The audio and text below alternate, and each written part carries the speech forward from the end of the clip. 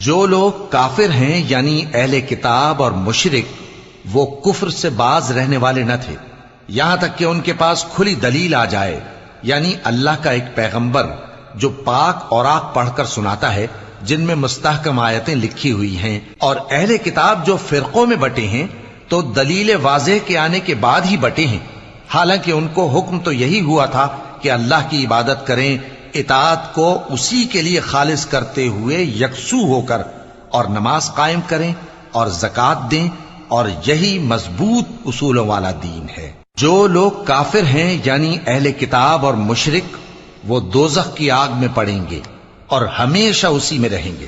یہ لوگ سب مخلوق سے زیادہ برے ہیں۔ بے شک جو لوگ ایمان لائے اور نیک عمل کرتے رہے وہ تمام خلقت سے بہتر ہیں۔ ان کا صلہ ان کے پروردگار کے ہاں ہمیشہ رہنے کے باغ ہیں جن کے نیچے نہریں بہ رہی ہیں، ہمیشہ ہمیشہ ان میں رہیں گے۔ اللہ ان سے خوش اور وہ اس سے خوش۔ یہ صلہ اس کے لیے ہے جو اپنے پروردگار سے ڈرتا ہے۔